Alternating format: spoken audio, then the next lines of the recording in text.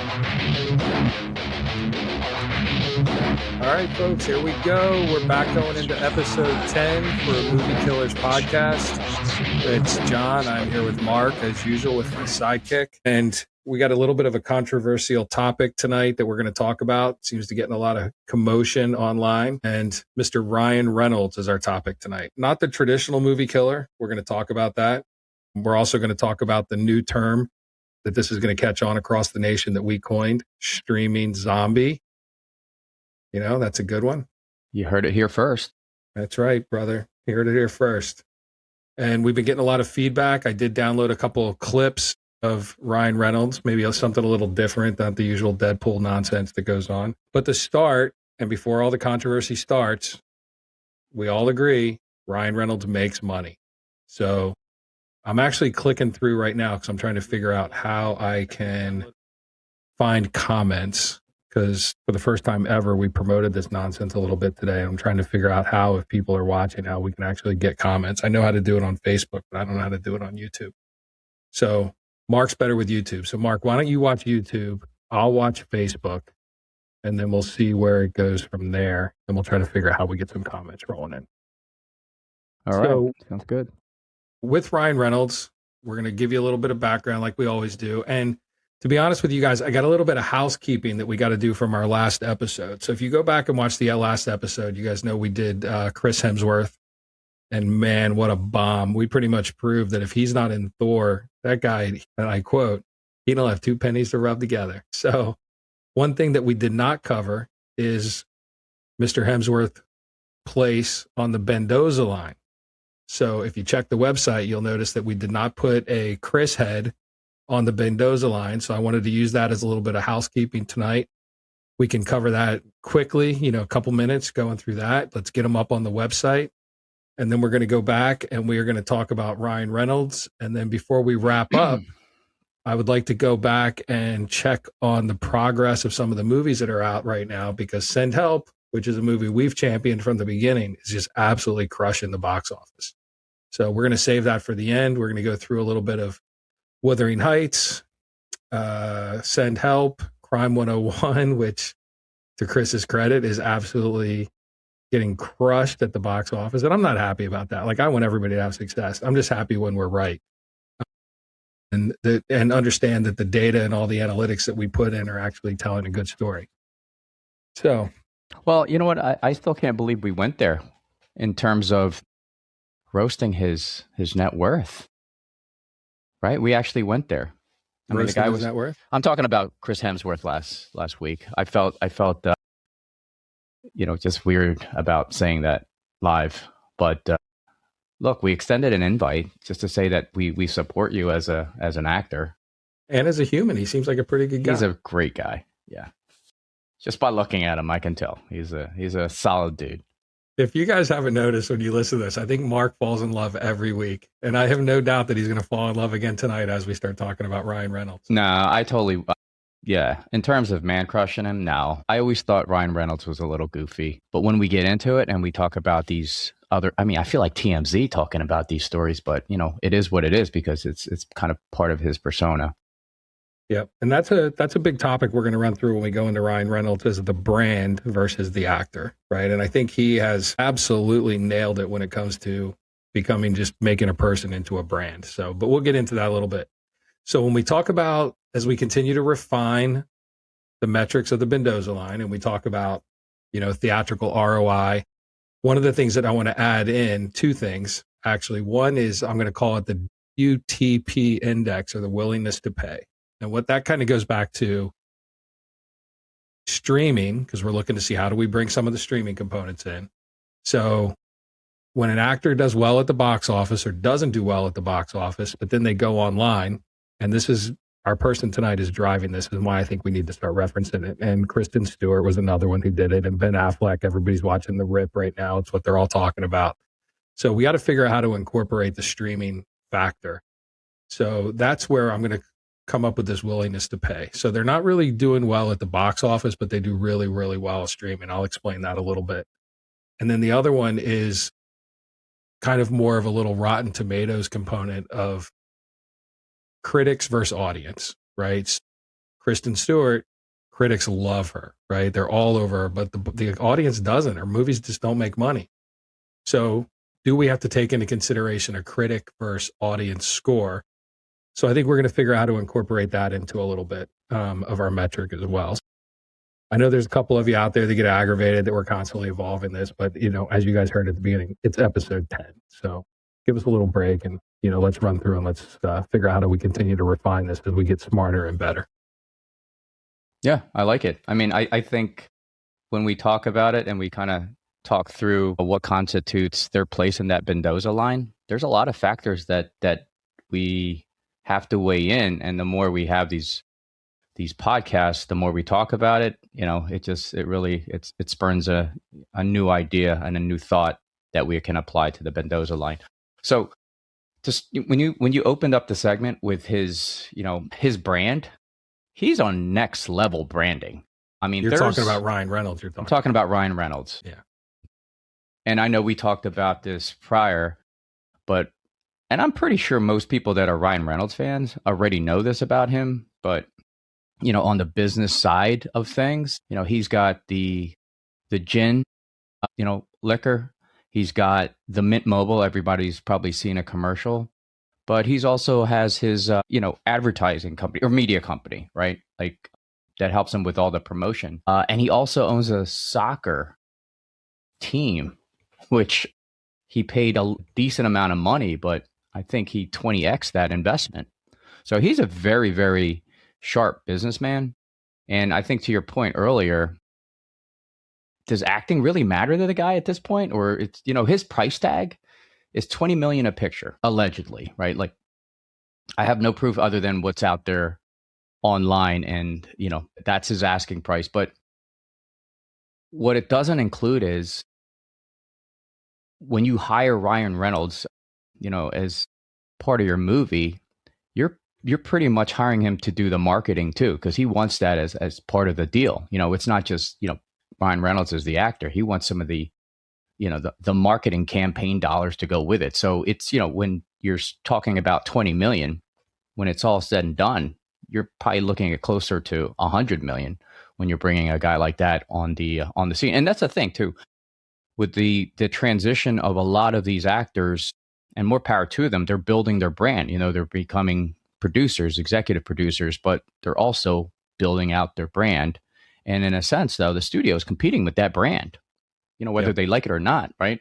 I mean, you'll see a Mint Mobile commercial and then a trailer for Deadpool, the very next clip. So in a sense, you're competing with that brand.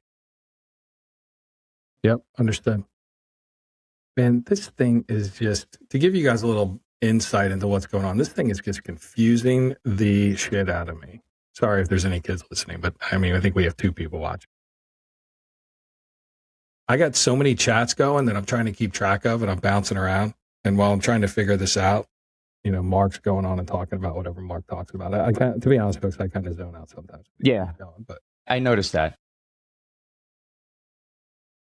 So if I seem a little distracted right now, again, we just started. So give me a minute to figure out what we're doing and what we're talking about. So to go back and get Mark back on track and get Mark focused, let's knock out Chris Hemsworth for the Mendoza line and let's get your ratings on where you think he should go. Is he doofus? Because I know where I'm putting him. So I'm curious to see what your thought is. I got Channing Tatum, I got Ben Affleck, and I got Brad Pitt at the other end. You got a couple people in between. Return on investment, acting capability, marketability. People love him. Critics hate him. Critics hate Hemsworth? I don't know, dude. I just made that up. Okay. I don't know what critics think of him. Okay. You're in love, so you're skewed. I wouldn't say I'm in love. I would say he's a likable dude, right? Like we talked about this. We would go out with Hemsworth tomorrow, right? If he said, hey guys, if you guys want to hang out, we'd hang out. I would put him probably, all things considered, a 3. My camera didn't froze, folks. I kind of just lost focus there when it came out with a 3. So you think he is 2 steps below Jared Leto, but above Neve Campbell, Jennifer Lopez, Yes, totally. Kristen Stewart, based on all that data. Yeah, because it's not just acting ability, acting it's chops. all that stuff. Yeah, marketability, brand, ROI. His ROI is low, but he's got Marvel money. That's a thing too. He's likable. He's marketable. He's got a good brand. Yeah. He's pretty strong in streaming, but is that because of all the... I think Crime 101 will probably do well in streaming because people can go watch it. A 3 seems fair, only because we say, like, you know, they're part of a franchise, like the Marvel franchise. There's, you know, 15 to 20 other actors that are in that franchise. But the thing is, he was still in that movie. You remove that, okay, I probably knock him down a notch to a 2, but I feel comfortable at a 3 for him, all things considered. Where'd you peg him? Put him at a -1. Wow. His acting is terrible. He does have a good brand, but only as Thor. He's going to be basically cast as Thor or that type of role for the rest of his life. Typecast. Thank you. God damn it. I'm here to support, man. Typecast. Okay. I appreciate it. He's going to be typecast as Thor or something similar forever. But he has a super strong brand. Like, I'd go buy a $15,000 Citizen's watch or whatever just because I saw him up on the billboard. But so how about that clip that you were putting out there with him, you know, doing his little dance? Yeah, you were a big fan then. Yeah, Bad Times at the El Royale. Uh-huh. Dude, that's because he had his shirt off and he's thin. He's looking good. We just lost 2 more of our Trump supporting watchers by having this conversation. You realize that, right? So -1. Okay.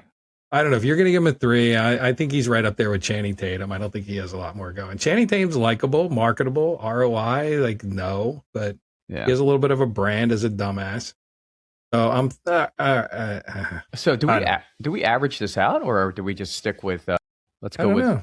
I think we ask the audience, and we come back, and then we're going to we'll revisit this at the end of the show, so we don't take up the whole show talking about Chris Hemsworth because the Ryan Reynolds story is good. Like, it is a good Ryan Reynolds story. Yeah. All right. So I'm at a 3. You're at a 1. If we average that out, that's what you said -1 actually. So yeah, I said -1. You said 3. I guess we average out to like a 1. We got a lot of 1s. Like, there's a lot of 1 actors out there. Yeah, but I guess that's because they're movie killers. This is a tough list. This is like trying to make it into the, you know, the Football Hall of Fame, right? Like, Belichick didn't even make it first ballot. You know, I mean, keep in mind, we don't talk about George Clooney, Brad Pitt. Like, Orson Welles is not going to show up as a movie killer on our show. You know, like, so it's kind of our target group. All right. So what I want to do is I'm going to show you guys the epitome of Ryan Reynolds acting. And then we're going to show a quick clip. And then once we go through that clip, and I tried to pull something different, something that maybe the audience hasn't seen before. So once I show this clip, then we're going to go back and we're going to talk about Ryan Reynolds and how he ended up on our show and as part of our list. So here we go. There he is, the little do-gooder. Activate. Dude. We're still working on him. I worked on him myself. He's perfect. Drop in, dude, now. Who are you? Catchphrase. Catchphrase? Well, I mean, don't think one up yet. Although catchphrase is a pretty cool catchphrase. Am I a role model? I don't know. I mean, I do know that you hear about actors complaining about how hard their movie workouts are. And I'll tell you, I don't have time for that.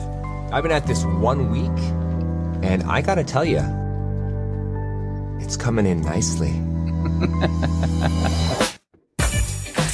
I start every day with a protein bomb. It's made exclusively of human muscle. It's completely organic and illegal. Did you notice it was Aviation Gin he was pouring into that mind over matter. Blender? And judgment. And common sense. Sure, I don't fit into the Deadpool suit anymore. But life is about growth. Hormones. Well, I actually fathered our youngest daughter when I was this muscular. The child was born full grown and wearing shoes, which was weird for Blake.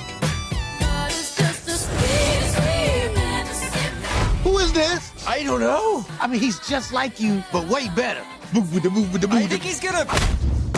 hit you. He punches so hard, but yet his hands are so soft. That's funny, right? Yeah. I mean, Well, the funniest part is he drops his brands in all the stuff he does, right? So I don't know. So guys, what we're going to talk about tonight, just to get us back on track and keep us focused, is and why we are calling him a movie killer is basically in the tradition of movie stars. Our theory is that Ryan Reynolds has completely rewritten the concept of movie stars within Hollywood. So it's while he's a movie killer, the actual concept is he is a movie star killer. And what I mean by that is he's not out there saying, I'm going to win an Academy Award. I'm going to have this broad range of characters that I'm able to play. I'm going to make you cry one day. I'm going to make you laugh the next. He's coming out. He's like, I'm Ryan Reynolds. I'm going to be Ryan Reynolds in every movie I'm in. I have a specific brand that's who I am. I'm going to drop my products. I'm surprised there wasn't a Mint mobile phone that he was talking on while he had Rexam playing in the background while he's pouring his Aviation Gin. So he does his flash marketing campaigns everywhere he goes. And that's it. He's like, take it or leave it, because I'm Ryan Reynolds. And when we were talking about the other components and we talk about the brand multiplier, which is like, how do people like him outside the box office versus inside the box office? So he's in the box office in his movies. I'll make it up, make $100 million. But all the branding and everything that goes along with that just goes right over to streaming. And then when you take it to streaming, they stream forever. So that's where the zombie streaming or the streaming zombie comes into play.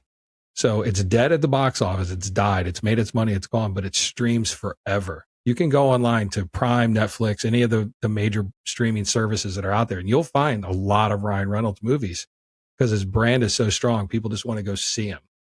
So movie star killer, streaming zombie, because this stuff goes on streaming, it just lasts forever. So that's the concept that we're going to try to justify tonight in our crazy thought processes. But when you put it down on paper and you're having the conversation, it just totally makes sense. Yeah, I would agree in all points, but also I would offer up I'm looking at his last 10 to 15, actually his last 20 movies in terms of, budget versus gross dollars worldwide. And I went as far back as 2013. So quite some time ago. He was in a movie called Turbo.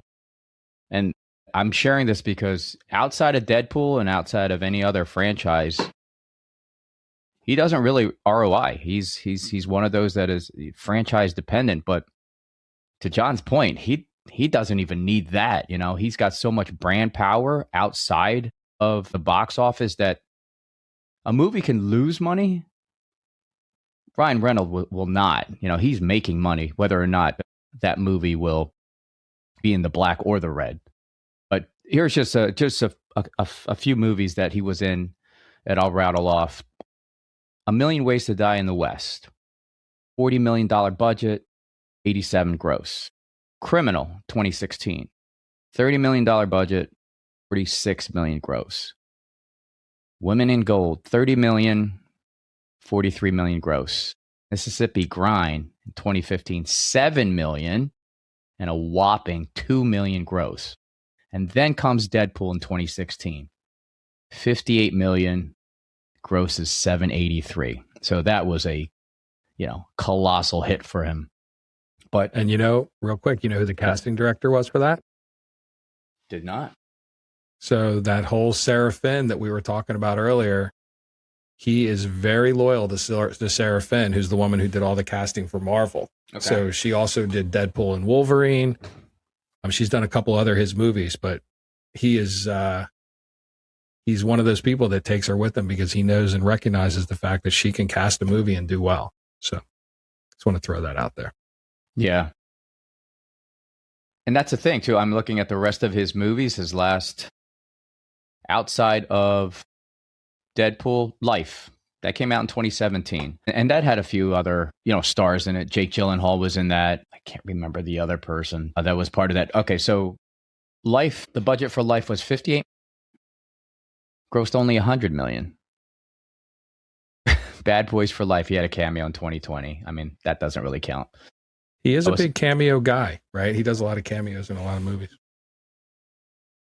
The Hitman's Bodyguard's wife in 2021, 70 million, made 70 million. So again, I mean, it just underscores we're gonna blame Selma Hayek for that. I don't know if you saw that or not. It's okay. Samuel L. Jackson running around. Yeah. And then he gets into a lot of the streaming in the last 3 or 4 years. But speaking of streaming, and I guess my favorite Ryan Reynolds movie was actually The Adam Project. I don't know if you got a chance to watch that. No, I have not. No. Maybe I did. Is that where the kid is like a clone or a robot or something? I think I did. He traveled. Well, I don't want to spoil it, but basically, Mark Ruffalo's in it as well. He time travels. It was actually pretty good. But again, that was a streaming project. So $100 million budget. You have no idea how to audit the receipts there, other than our. Yeah, they keep those real close. Yeah. And you missed two of the big ones. Free Guy? Green Lantern. 200 million budget, total revenue 220 million. I mean, for a while with Green Lantern, and he still makes fun of Green Lantern in some of his other movies. Like, it was so bad that even Ryan Reynolds makes fun of himself for making that movie. But I think that's where he met Blake Lively too. I think she was in that. That's an interesting point. Yes, that's where he met her. And he was still married too. He was married to. I didn't know that. Scarlett Johansson. Did know that. Yeah. He's got a history. Track record. Yeah. He's Ryan Reynolds. But right. The other one you missed, that's one of my favorite actors, Jeff Bridges, Ripped, R.I.P.D. That's another $130 million budget. $78 million revenue. So he's had his losses in his career, just like, a lot of people do. But he is true to himself and true to being Ryan Reynolds. Yeah. And this other one, Red Notice, it came out in 2021. Big budget, $200 million. It did gross 362, but when you factor everything else, that's probably just a little bit breaking even, maybe a little bit more than that. Yep.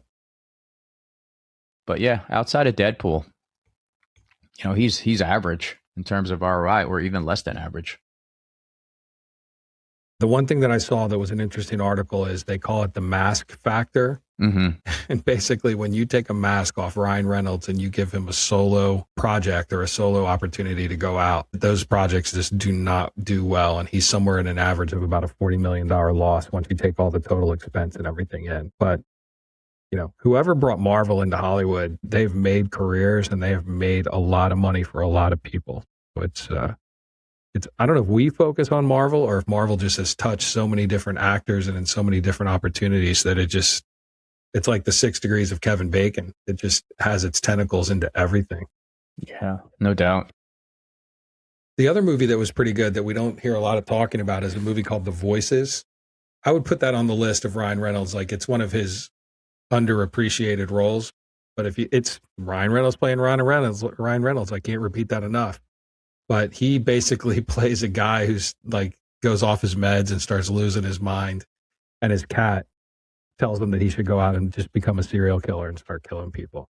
And it does different components from like the killer's point of view as he goes into different things, and I don't know. Just go watch it. I don't want to give too much away. But he's just like Dexter. He's this charming guy that you like and you're rooting for him. And the whole time he's got this point of view where he's going out and just like sticking people in his refrigerator. Yeah. So and I think with Ryan too, over the years, right, Deadpool absolutely put him on the map. I mean, I was a big fan when Deadpool came out. I mean, I think I can't think of any other actor that can pull that off the way he did. And that's why my version of Ryan Reynolds will always be, him playing Deadpool. But I think over the last few years or so, that aura has kind of gone away, right? For people speculate it was that one incident a couple of years ago it's actually Blake Lively, but that kind of carried over because, he had said some things publicly that kind of backfired. But I think overall, though, people just get tired of seeing the same actor doing the same thing. They get that persona fatigue. And I think he's just one of those guys that you see him in every movie. And when sometimes he tries to play a role that's kind of out of his persona, like in Life, right? Yeah. You expect him to say something, like you want him to, or expect him to say something sarcastically funny, right? And he doesn't. So it feels It doesn't feel like a natural fit for him. Yeah, it's hard to take him in a serious role, right? Because you know something sarcastic or wise is going to come out. Yeah, and I think, studios are probably wise to that, to see, how much range this guy really has, because with all the dollars spent, right, they got to know, I have to make X amount of dollars. And, can this guy actually pull it off? Because you compare him to other stars that have range, like a Denzel Washington, Leonardo DiCaprio, right? I mean, when Leo played in The Revenant versus Blood Diamond versus Wolf on Wall Street, right? He could pull it off because he just has that range. Ryan Reynolds is not even close to having that kind of range. I think that's one of those things, which is, why he's on this list. He just doesn't care. He's like, I got this brand. And we talk about this each episode of like net worth. I mean, Ryan Reynolds on paper's net worth is about $350 million. Like that's in his bank account. He's worth $350 million. Now, on top of that, you throw Mint Mobile, which you guys have seen all over TV. So he sold that to T-Mobile for $1.35 billion. And he owned 25% of that company when he went into it. Then he got Aviation Gin, and he sold that to Diageo, which is a big holding company. They own a bunch of stuff. So he sold that for $610 million. Then he gets, guys, any movie he's in, his salary starts at $20 million. Yeah. $20 million. Because his brand is so stinking strong and people want to see him. And they know if they don't make money in the box office, they're going to make it on streaming, because he is a streaming zombie. The stuff lives forever. And then he's got Rexam with, Always Sunny in Philadelphia that he bought for $2.5 million, which can't think of the guy's name. I'll get it for you in a second. That brought him in and convinced him to invest in Rexam. Rexam is estimated to be worth over $100 million right now. So they still have that going. Then he's got shares, or he owns a 24% stake in the Alpine F1 team. If you guys all watch F1, dude, he makes Jared Leto and these other guys we talked about look like they got Chris Hemsworth money. They look like they just can't even get through the day. So he's not on paper, like his overall value and his complete capital stake, it's in the billions. Like this guy's worth over $1 billion when you take all this other stuff put together, and just, he doesn't give two craps about if you like Deadpool or not. To him, it's a pet project, and he's just out there having fun being himself. So good for him. Yeah, I mean, compared to some of the other actors that have gone the same kind of that same route, I think of like Reese Witherspoon. She's worth a ton of money too. And then you get a guy like, you compare him to Dwayne Johnson. He's worth even more than this. Yeah, he's up in the billion too, right? But that seems to be the formula to really, really catapult yourself in that, that tier of earners, right? Because you own a number of companies. At that point, your brand is a conglomerate, and kudos to him. And I don't know how much Blake, his wife, had in part of that, but they're partners, right, in their production company. Sorry, I'm just looking up a couple things while we're talking. I'm trying to be prepared. It's hard for me to keep up with Mark with everything he does. I got to constantly be living in Gemini and pulling data. Yeah. The other thing I think hurt his brand, and I'll go back to this, I mentioned it briefly, was remember that all that hoopla around the movie his wife did, Blake Lively, with I'm trying to remember his name now. The guy with all the controversy. What the hell was his name?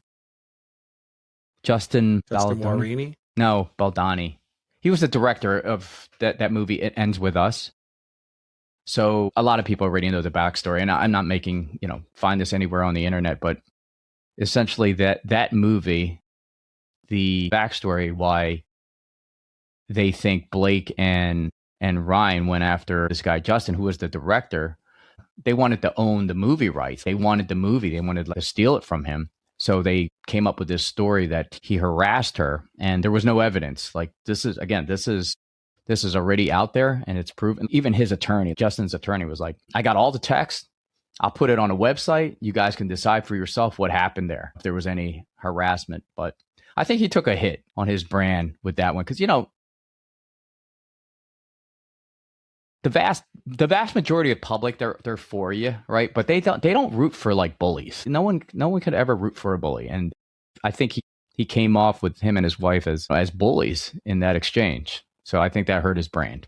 Yeah, I'll give you something interesting, just my take on that. So I think it definitely hurt her image. I think Blake Lively took a huge hit on that because she came off and, while they took everything and she sued and the whole deal, I agree. I don't think there was a lot of evidence that came back and said this really happened. But sometimes you got to take a person's word for it because there's not always evidence. There's not always proof. But I think from a social perspective, I think she caught a lot of flack. I think Ryan Reynolds kind of had a little bit of, I'm here to support my wife. She said this happened and I'm going to continue to support her throughout, regardless of the evidence, because this is the woman I'm married to. So I think while he took a hit by being associated to her, I think he really just came off as being supportive.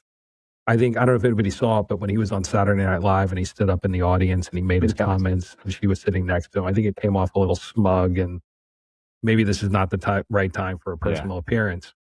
But I compare it to the whole Amber Heard, Johnny Depp thing, right? So you went into that and you're like, man, Johnny Depp is such an asshole, right? And then you watch it and you go through and you watch all the footage and everything else and you're like, I like this guy. Yeah. Amber Heard is the asshole. Yeah. Right. And it just, I don't know if it's one of those things where people just look at what's going on and they side, and this is going to sound terrible. And I don't know how to word this any other way, but I don't know if it's a social perception that people side with the guy and doubt the woman. Because I don't want to turn this into a whole social debate. But it's odd to me that people doubted what Amber Heard was saying, and she came off terrible on camera, and Johnny Depp was just more charismatic. And Blake Lively, I think, took a big hit. This guy Baldoni, I don't know if, he may not direct again. I'm sure he will. And then everybody kind of said, oh, look at Ryan Reynolds coming to the defense of his wife and standing up for her and backing her up. And she took a hit in that too. So I can understand why women would be a little hesitant to come forward when you have two cases of celebrities going out into the media and both taking hits from a career perspective just for opening their mouths. Right? Yeah. So it's just, get you thinking. That's all. Yeah. $400 million lawsuit, man. That's, that was Justin's countersuit. Yeah. All right. So on that note, bringing us down, I got another Deadpool clip. Another one, tried to go a little different because you guys have all seen everything out there because Ryan Reynolds is friggin' everywhere. So I tried to come up with something that was maybe a little different. And, if you guys don't know it, one of my favorite movies of all time is I love The Princess Bride. I think The Princess Bride is friggin' great.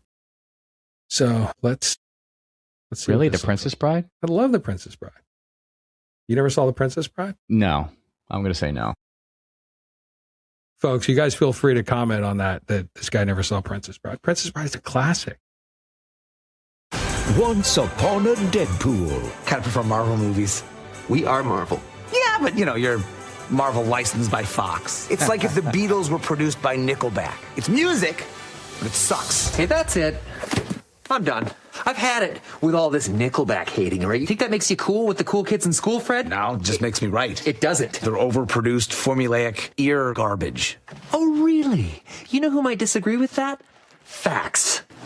50 million albums worldwide. 11th best-selling musical act of all time. Billboard's most successful rock group of the last decade. 6 Grammy nominations, 12 Juno Awards. Those count. 6 Billboard Music Awards, 2 American Music Awards, 1 People's Choice Award, Canadian, and a partridge in a pear tree. Sorry.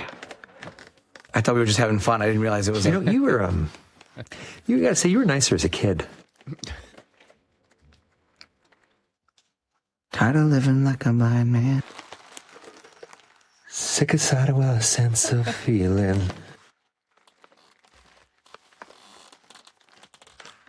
This is how you remind me.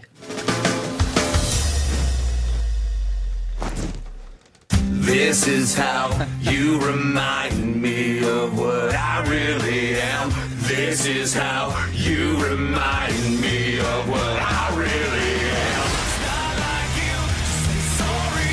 I was waiting on a different story. And I've been wrong. I've been down. Been to the bottom of every bottle. Dude, he's hilarious as Deadpool. He's good.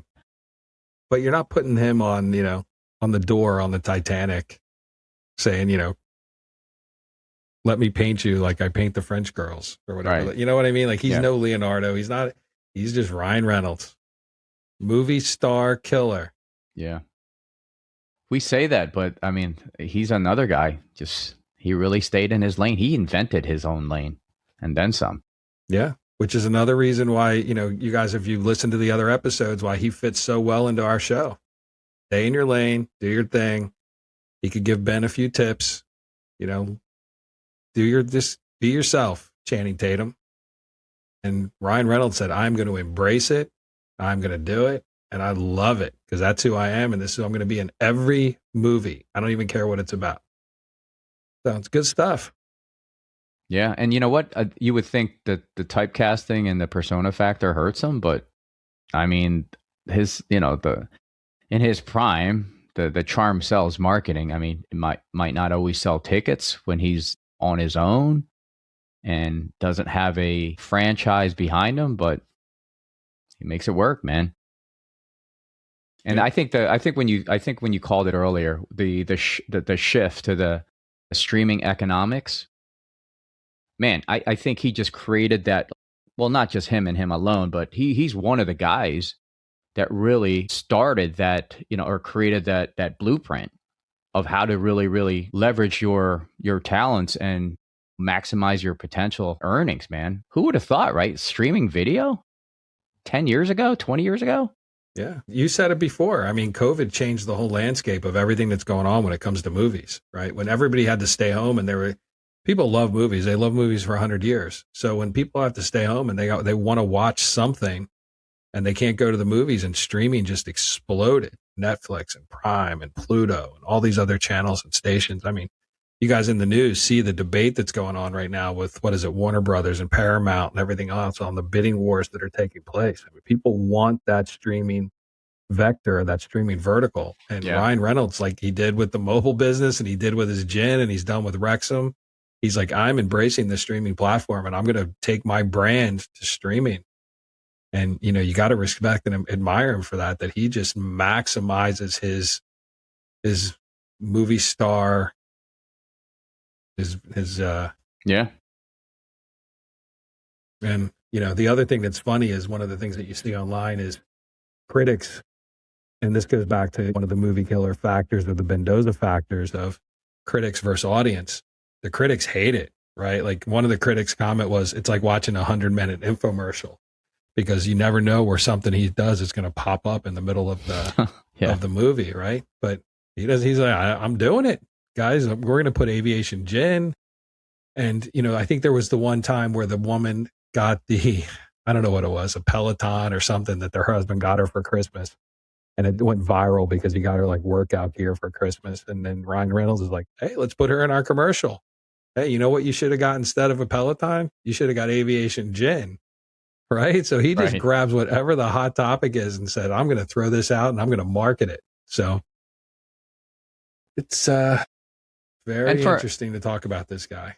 And for Marvel, wasn't Deadpool, I'm pretty sure it was the first R-rated movie that they greenlit, right? Because I at one point I thought it was Blade, but Blade wasn't R-rated. Yeah, I think you're right. And he was in Blade 3 with another movie killer that we have yet to talk about, Jessica Biel. Thought you were going to say Wesley. No, I like Wesley, but Jessica Biel is a bomb happening. Justin running around. I'd love to be in their house. Yeah, but she can't make a movie worth a damn. I mean, that's not Justin Timberlake's fault. That his wife can't act? No, that's not his fault. She was born that way. Maximum Effort is the name of his marketing company. So Maximum Effort, yeah.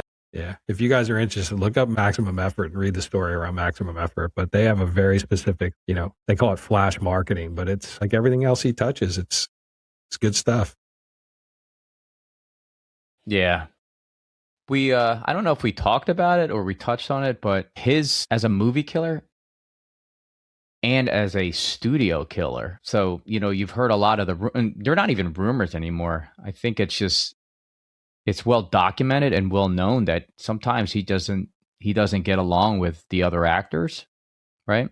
I've heard even the likes of Denzel Washington take shots at Ryan Reynolds for the way he acts on film, or the way he acts, period, on set. There was this one actor, what was her name? It was in the movie Life, Rebecca Ferguson. There's an interview on her about this, and she doesn't call him out by name, but people figured it out that was definitely the film that she was referring to. But she basically called him insecure idiot, and she refused to do a scene with him after. At some point, she was like, I'm not going to do a scene with him. I'll do a scene with a pole and a tennis ball, because it was all CGI anyway. And she caught flack for doing that because a lot of her peers were like, don't do that. This guy's got clout. And she was like, I don't give a shit. He disrespected me on the set. I'm going to call him out. And the one thing that she didn't like is no one really had her back on the set, which is kind of shitty, right? If you're the Ryan Reynolds, and in that argument, you're the bigger star. You're one of the A-listers there, and you have to belittle somebody on the set just for whatever reason. But the word insecurities is kind of the common theme when you read about some of his, episodes and some of these Yeah, and there's a lot of that goes on also with TJ Miller. I don't know if you guys know who TJ Miller is, but he was in Deadpool and he was in Deadpool 2. But if you guys notice, he hasn't been in anything after Deadpool 2. So apparently they had quite a falling out. And his comments were after Deadpool, the success of Deadpool and Deadpool 2, Ryan Reynolds just wasn't the same person. And apparently he's, condescending, arrogant, kind of mean to some of the people on set. Yeah. And guys, this is all secondhand. We have no idea. No, he said it. But no, TJ Miller said that candidly in an interview. He was like, we were just about done. We were doing this. Ryan wanted to do another take on this one scene, and he said he just went ballistic on him. Like, it was a scene, but he was going off on him and then treating him like shit. And he was just like, wow, that was weird. Like what just happened there? But, I think it was just one of Ryan's, way of just saying, hey man, I'm the A-lister here. You're going to stay in your place. But also Deadpool, I don't know if you know this, but the former director, his name was Tim Miller. His name was Tim Miller. Yeah. Refused to work in any more of the Deadpool sequels because he said Ryan Reynolds his possessiveness drove him from that franchise. So he's like, no, I'm not going to do it anymore. So again, these stories are out there, and this is not hearsay. These are coming from actual interviews from these people that speak to it, and they don't care at this point. This is 10 years ago. They don't give a shit. Well, you got to imagine that it's got to get annoying after a while, right? Can you imagine being around him all the time and that energy and that sarcasm and that just obnoxiousness all the time? He's like the crazy drunk uncle who comes over and just won't go home. It's 12 o'clock, you're watching TV, you turn the TV off, turn the lights off, and you're like, dude, time to go. Right. Shut it down. I just imagine he's that guy. Like, you got to take him in small doses, because if you try to deal with him for a long period of time, you're just ready to go pluck your eye out. Right? He's like, I can't take this in. But he doesn't know it because he's so like that all the time. Like Van Wilder, if you go back and watch Van Wilder, I mean, then he tried to get serious for a little while and everything turned to crap. And then he just went back into Deadpool and said, you know what? I'm just going to be the Marvel Van Wilder and just be sarcastic and obnoxious and crazy. Nobody else in Hollywood can play Deadpool. I mean, because Deadpool's Ryan Reynolds. I mean, it's just spot on to his personality. So 100%. All right. So you guys heard it here. Streaming Zombie. New theme we're going to start. You guys that'll pick up. You'll start hearing that more on like the Entertainment Weekly and some of the other shows. We started it here first. Ryan Reynolds, movie star killer, and the fact that he focuses on his brand and not acting range or depth or anything else. He's about Ryan Reynolds. He doesn't hide it. He talks about it, and it's been hugely successful for him. So Chris Hemsworth, -1 on the Mendoza scale. -1? Just to wrap. I don't know. We'll talk about it. Yeah. And then I think Ryan Reynolds, I think he's like maybe his brand is just friggin' out of control. Like, I don't even know how you can come back and his brand is a 10. I mean, there's nothing else you can compare. No, his numbers are hard to argue. As one-dimensional as he is as an actor, man. But again, it's because of the help of that franchise. You remove that, he's barely breaking even. So, and he's not a good actor. You know what I mean? Like, he just plays himself. But if you take the RI on his movies, pretty high overall when you add it all together. but his acting ability to me is like a -3. I mean, his acting, I think Channing Tatum has more range than Ryan Reynolds when it comes to acting, but every other factor that you calculate into the Mendoza scale just pushes him way, way up. Yeah, you know what? I agree with you that Channing has more range, and it's only because I got to watch Roofman, which you refused to watch. As this is going to be a running joke. We hit episode 100. I will watch Roofman if we ever make it that far. So year 3, I will go back and watch Roofman. There you go. So where would I put him on the Mendoza line? I don't think the problem is his persona. For me, it's just so overpowering that I can't even take him seriously as an actor, because all I think about is all the Deadpool scenes and Mint Mobile. I would rate his acting fairly low, but overall, if I were to put him on that Mendoza line, he's got to be at least a 2 or 3, man. I agree. I think he's got to be in there because his streaming, everything else that goes along with it. I don't want to repeat it all because we've talked about it a few times, but everything else that goes along with that just takes him over the top. So I think we can give him a 3, right? Because his brand is so strong and his acting ability just is so bad, but he's not. But on a technicality though, John, like, so we talk streaming, right? He's a absolute stud. Yeah, strong. But the streaming success, it doesn't show in a traditional box office chart. So it's hard for us to measure or count that as ROI. So on a technicality, are we even factoring that in to the Mendoza line? That's that's something to think about, because you don't ROI that, right? You can't. It's impossible to. Yeah, I think what we're going to have to do is we're going to have to come up with some way to start gathering some more streaming data, right? So I think what I'll do is I'll take this week before we get into the next episode and just start focusing on how do we start pulling length of stream time, subscriber acquisition.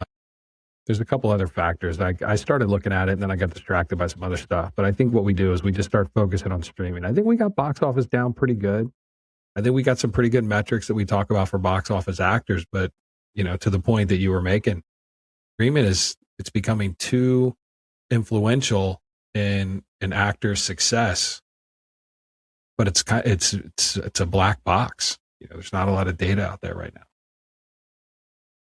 We'll work on it. We'll add it in. Put it as a place to improve, I guess.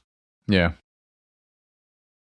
All right. So let's talk a little bit about some of the movies that we covered before. So you guys know I was pretty down on Wuthering Heights, beat that up pretty good. So let's start with the easy one. So we know Send Help is something that we had focused on and was doing pretty well. So Send Help had roughly a $40 million budget. Last time we updated it was about $50 million. As of today, Send Help is... Any guesses? I'm going to guess 120. No, not that good yet. It's at about 85 million as of end of February. So 85 million on a $40 million budget, but there was not a lot of marketing that went on with that. So they're already considering this movie a success. They're saying it's already earned its money back and it's in the profitability stage right now and just doing pretty well. So it's continuing to move on. It's continuing to do well. It's projected internationally to do well over 100 million. Because while it slowed down a little bit at the box office, it's still going pretty strong. And this thing came out at the beginning of February. So it's running strong. Yeah. How about Crime 101? Where's that stand? Because that just came out the last couple weeks or so. Yeah. Oof. I looked at this earlier. Let me pull that up. It's slowing way, way down. Crime 101 was coming in at a $100 million budget, approximate. It's going to have to do somewhere around 200 plus million just to break even. As of today, take a guess, and then cut in half, whatever you're going to guess. I'm going to guess 58 million. 47 million. Wow. Big bomb. So it is, and it's slowing down. It has no momentum. It's not continuing to grow or do better. It is what it is. They're projecting that thing's going to do about 90 million max. And that's coming off that $100 million budget. So it's it's a huge loss for Mr. Hemsworth, Mark Ruffalo, Halle Berry, and the whole crew. So unfortunately for them, it's not doing well. Yeah, those heist flicks, right? You got to be really, really creative nowadays. I mean, I feel like we've seen well, what was the number? You said like, yeah, 4,000 heist movies have been made in the last 30, 40, 50 years. Yeah. I mean, good Lord. All right. So last number we're going to check. Then I saw something funny that we're going to make a call back to one of the earlier episodes. I don't want to forget. So we got Your Girlfriend coming up next. Wuthering Heights continuing to move along. Wuthering Heights had a $115 to $120 million budget. And the article I was reading today is saying that the marketing on this thing is getting out of control. So they're expecting for profitability. And this is coming from all the news articles and everything else. I'm not making these numbers up. They're saying because of all the marketing expansion on this movie, they're estimating that it needs to make $360 million globally. 60 million? Globally to be fully profitable. I wonder if they do that as a marketing ploy and just, are they begging for people to watch it? To say, oh, we got to make 360 to break even. I saw that movie. I mean, where the hell would you say the budget was? 120? 120, yeah. I could have. I don't see where that. I mean, outside of salaries. Okay, it's got to be salaries. It was shot on location, I assume, because there was a lot of rolling hills and the landscape was pretty grand. Most of the movie was shot in a castle, but it was probably just a very large home back in the day. Actually, so 2 locations, like 2 scenes. One house versus the other house, and all the space in between. So I don't know where these budgets get carried away. So Margot Robbie's salary and Jacob Elordi's salary together are about $15 million. That's it? Yeah, she got over 12 and he got a little bit over 1. So if you round up, it's about 15. Didn't she executive produce this one as well? Yeah, her company. Yeah. Okay, so she's going to get the back end dollars as well. Man, that's a lot of money. Funny thing is, I'm reading back to the streaming part to talk about Wuthering Heights a little bit. Apparently, Netflix came in and said they wanted to make this movie, and they were offering $150 million budget and higher salaries. And Margot and her production company came back and said, nope, we want theatrical release, and favored the lower budget and lower salaries through Warner Brothers. So Netflix tried, but they would have lost even more money, because right now this movie is at $80 million. That's my guess. I'm stuck on Crime 101. It's like the gift that just keeps on giving, just won't go away. Here we are. Sorry. 160 million worldwide. So it's the international box office is actually significantly higher, a third higher than the domestic box office. So it's doing super well internationally. Wow. It's starting to slow down within the US and Canada. So I'm not doing that great here. You know what my prediction was? Do you remember? Because I do. 130? I think I said 120 or 130, so it surpassed that. Yeah. You were really down on it from the start. I think you said it hasn't even made half its money back. You said like 78 or 80 million dollars, man. All I know is, according to the website, and there are no numbers on the website, this thing is not making its money back. No, you're right. Yeah, I think you're dead on right about it not making its money back. But wow. 360 to make money. That's absurd. Yeah. And I was way under in Crime 101. I have that as just breaking even, like not making money, just barely breaking even. And it's not even going to break even. You know what I want? I want somebody to audit. Like let's audit the actual dollars spent on where did all this money go? I want to see where this $120 million went for Wuthering Heights. I mean, their clothes were rags. Like, I saw the movie. I mean, they had one wedding dress, but outside of the wedding dress, everybody else was wearing rags. They barely had shoes on. I mean, there was no furniture in most of the houses because it was just big stone homes.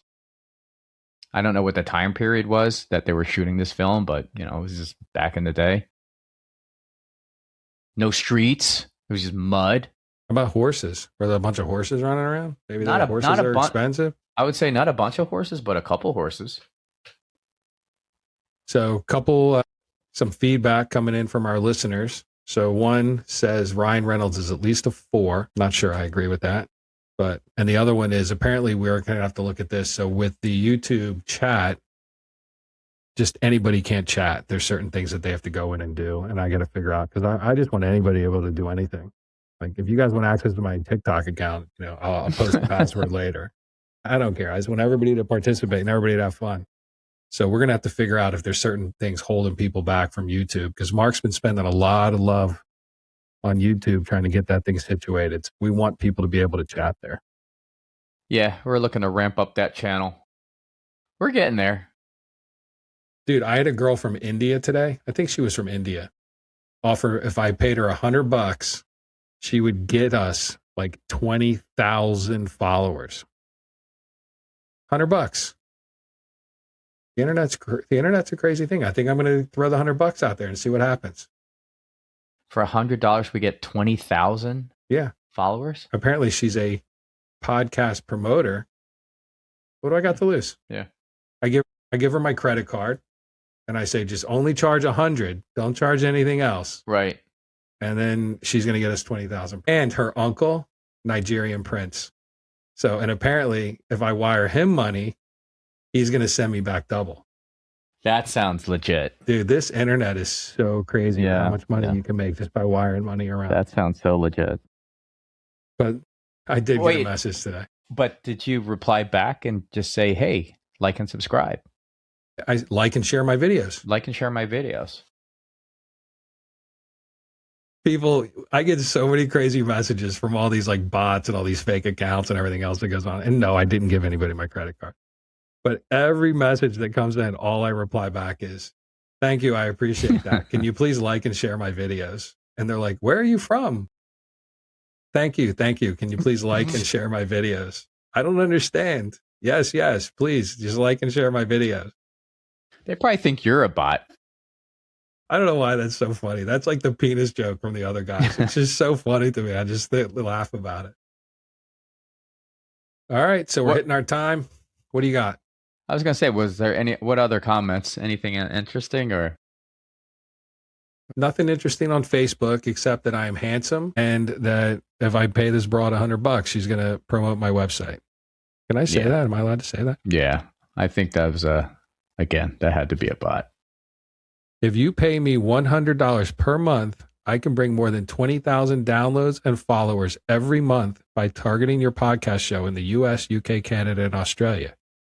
If your podcast show exceeds 20,000 downloads per month, then you can pay me $200. I saw this this one clip, I think on Instagram, where I don't know if they raided this shop or they busted it, but they had like this, just like a phone farm, right, of all the bots. Yeah, hundreds and hundreds of phones that were all kind of interconnected, and that's all they do, right? They click on a number of videos, and that's probably her, like soliciting her service there. It's kind of like Ryan Reynolds acting, right? Do I care? Do I care if it's a bunch Probably of not. laptops hooked up to a whatever, a farm? It was literally like, it was a warehouse full of, just think of how many phones you could fit in a warehouse. And they were all like on, shelving, and then they were all like positioned, and they were all connected to servers, and they were just boom, man, hitting all these accounts and stuff for likes, for whatever, downloads, and it was continuous. I would assume that one of the channels has got to be theirs, right? Otherwise, I think we make that as maybe a subplot to the podcast. Like, I give her the 100. As a group, we kind of follow the story. We see how many followers and how many downloads and how many everything else we get. Because to your point, they could just have a farm of PCs that just do nothing but download our podcast, and then 20,000. I guarantee you that's what they have. Yeah, but then if I get 20,000 followers, Yeah, that's like Charlie D'Amelio territory, right? I get a Dunkin' drink, all from this chick for $100 in India. Good luck with that. Yeah, we can dream. All right. I'm about done. I think we got everything. I think we understand Ryan Reynolds' philosophy of life. Stay in your lane, do it well. I think it goes back to our philosophy that he's read our book and he's doing what we've been saying from the beginning. I appreciate Ryan listening to us and following our philosophy to success. Stay in your lane, do it well. No doubt. And did we mention that this is our 10th episode? Big anniversary today, episode 10. This is huge. Yep. And guys, we're up over 600 followers. You know, we're gonna shoot for 1,000 in the next couple weeks. Then we can go on TikTok, and that's where the real money starts rolling in. Allegedly.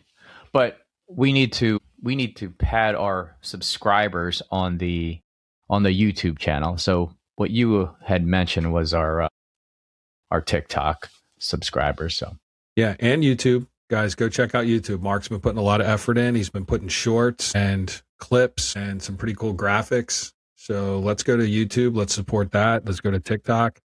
So it's YouTube/ampersand.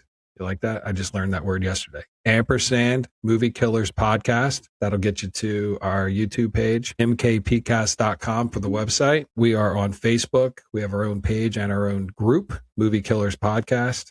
And then TikTok as always. And I hope you guys also saw our zombie ad where, you know, the unknown zombie tells you about our show. So we're going to start a theme. We're going to use that as our little commercial each week when we go in, and we're going to create a little promotion and send it out and say, come watch our show. yeah, and he had an eerie familiarity in terms of likeness. I don't know. I didn't see it. Yeah. And guys, if you haven't seen it, go take a look at it because I got to take it down after today because there is an eerie likeness there. And this guy's got maximum effort and a lot of dollars behind him. So I got to get that taken down. All right. That would be interesting if he came after us. F Ryan Reynolds. Wow. I can take that guy. Yeah. Yeah. Yeah. Hold on, let's take a look. Let me see if I can jump to it real quick. That'd be great. There he is, the little do-gooder. Activate. Dude, We're still working on him. I worked on him myself. He's... Am I a role model? How hard their movie worked. I start every day with a protein to the Deadpool suit anymore. But life is about growth. Hormones. All right. Look at that guy. I can take that guy. The size of that. No. But look at the size to his head proportionate to his body. You think that's AI? 100%. Yes. Yes. It might be AI. All right, Ryan, buddy. We're going to wrap it up there. We're going to leave you up on the screen with your doofus look on your face and your big head. Might make this my background. Yes. I think next week I'm gonna buy some Aviation Gin. You think he needs the money? He might. I think he does. Yeah. You know, he's got to pay his players for Rexam so he can keep moving up. Yeah. All right, folks. And last week I got a lot of grief over the fact when I said this is my favorite part of the show. I didn't mean the end of the show. I meant that I like the music that we play when we start and end the show. So I wanted to throw that comment for anybody who's stuck with us this long. I didn't mean I like the end of the show. This is the kind of stupid crap I get grief over. Hey, what'd you think of the show? You guys sounded great. You did great. No. Why'd you say you like the end? I like the hat comment. I think that's so far that's my favorite. Yeah, I think he's listening. And if he's listening and watches on YouTube, screw you. I like wearing a hat. So let's throw that out. You tell him, Ryan.